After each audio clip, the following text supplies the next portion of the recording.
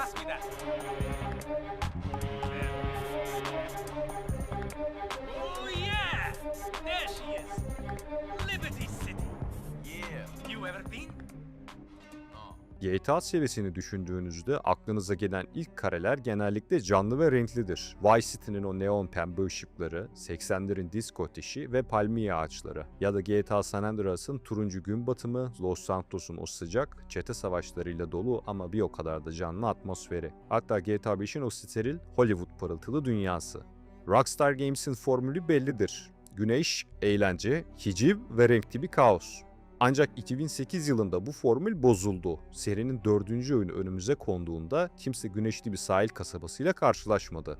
Karşımızda gri, yağmurlu, insanların mutsuz olduğu ve her köşe başında bir tehlikenin hissedildiği Liberty City vardı. Araba sürüşü hantaldı, renk paleti solgundu ve ana karakterimiz Niko Bellic Amerikan rüyasını yaşamaya değil, hayatta kalmaya gelmişti. Peki ne oldu da eğlence sektörünün en büyük firması dünyanın en neşeli suç simülasyonunu bir anda Dostoyevski romanına çevirdi? Bu kasvetli havanın sebebi sadece yeni grafik motoru muydu? Cevap hayır. Bu karanlığın kaynağı oyunun arkasındaki beynin yani Dan Houser'ın o dönem yaşadığı şahsi cehennemiydi. Bugün GTA 4'ün neden serinin depresif şaheseri olduğunu ve Rockstar'ın kurucusunun kişisel dramının oyunu nasıl şekillendirdiğini konuşuyoruz.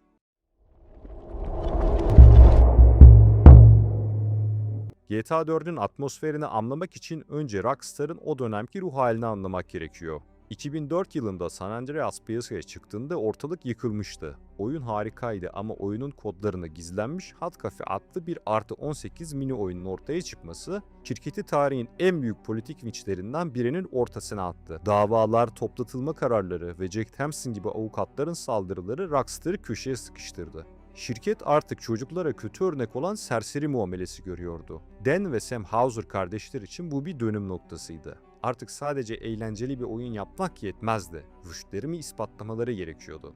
Hollywood kalitesinde senaryosu Oscar'lık filmlerle yarışan, ciddiye alınacak bir eser ortaya koymak zorundaydılar. Bu baskı GTA 4'ün temelini oluşturdu. Oyun artık bir karikatür olamazdı. Gerçekçi, sert ve vurucu olmak zorundaydı. Ancak bu ciddiyet arayışı Dan Houser'ın o dönemki kişisel hayatıyla birleşince ortaya saf bir karanlık çıktı.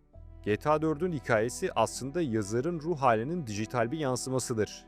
Rockstar Games'in kurucu ortağı ve başyazarı Dan Houser, oyunun geliştirildiği dönemde New York'ta yaşıyordu ve kendi deyimiyle hayatının en kötü dönemlerinden birini geçiriyordu. Yazar o günleri şu net ifadelerle anlatıyor. Birkaç yıldır New York'ta yaşıyordum ve mutlu olup olmadığımdan emin değildim. Her zamanki gibi pek çok kişisel drama yaşıyordum. Bir oyun yazarının mutlu olup olmadığından emin değildim demesi yaratılan dünyanın rengini belirler. Houser o dönem bekar olduğunu, kendini sefil hissettiğini ve Amerika'da kalıp kalmamak konusunda ciddi şüpheler taşıdığını itiraf ediyor.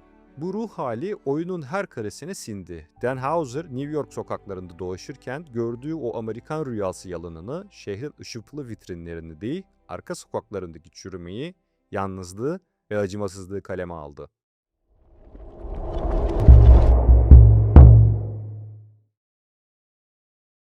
Kendi ifadesiyle aylarını New York'un karanlık tarafını, yani yeraltı dünyasını araştırarak geçirdi. Bu süreçte yaşadığı kaos, belirsizlik ve Hot Cafe skandalının yarattığı artçı onun kalemini daha da sertleştirdi. Hatta bir noktada yazdığı bu ağır hikayenin bir oyun senaryosu olarak çalışıp çalışmayacağından bile şüphe duydu.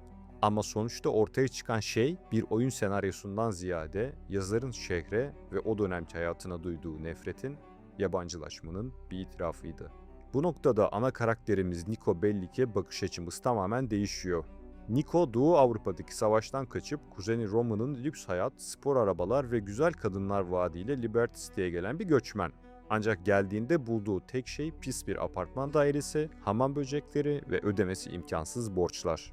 Niko'nun Amerika'ya ilk ayak bastığında yaşadığı hayal kırıklığı aslında Dan Houser'ın o dönem hissettiği Amerika'da kalmak istiyor muyum sorusunun vücut bulmuş hali.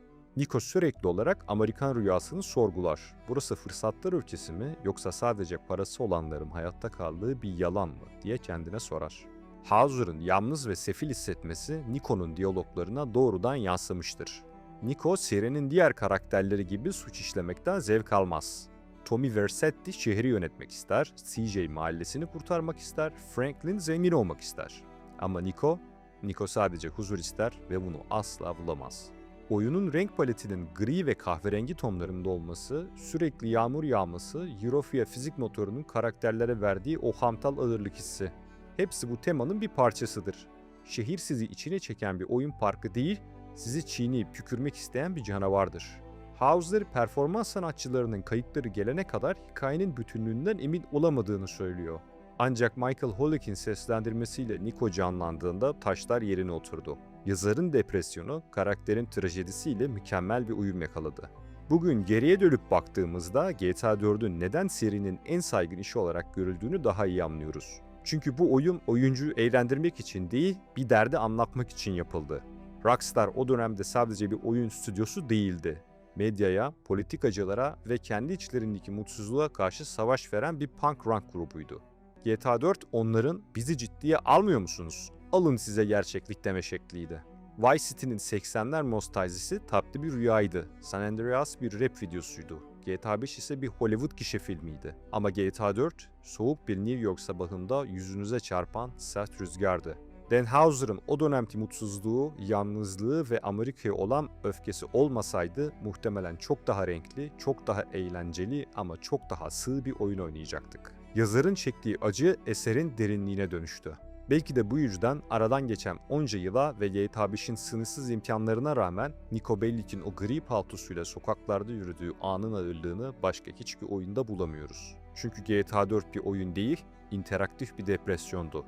Ve dürüst olmak gerekirse bazen en güzel hikayeler en karanlık zamanlarda yazılır. Yorumlarda buluşalım.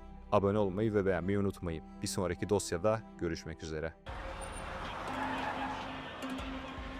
Nico, my cousin! I can't believe it, you're here! Welcome to America! Bravo, Baratsaru! What? Good to see you, man! What, you forget our language? Kapusi? Maybe a little. I've been here 10 years. You could speak English.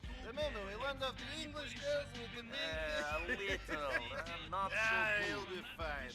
Better than my Serbian. Ah! So good to see you, cousin. I can't believe you made it.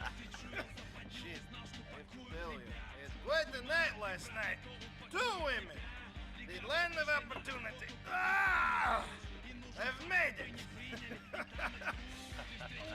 Oh,